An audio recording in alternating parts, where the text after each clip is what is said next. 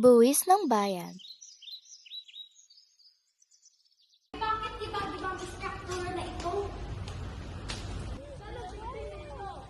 Hala, bakit sila-silang building na ito? Anika, tingnan mo ito. Wait lang!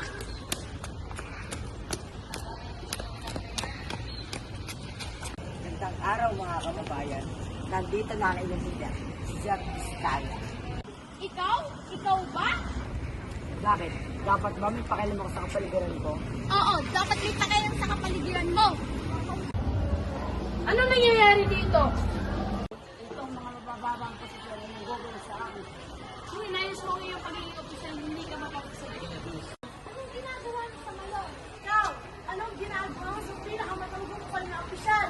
Nakakuha ng pakialam sa komisyon. Dapat naman, hindi yun. Sa ganda mo mata, maaari po bang hindi tayo mag-alis sa bigla ng daan? Oo na, aalis na kami dito. Basta dapat kami ang masusunod sa away na ito. Sige, alis na kayo sa daan, pero hindi pa tapos ang away na ito.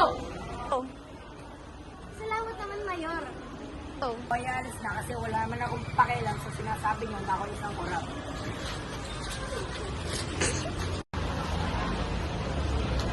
Sa wakas, umalis na sila.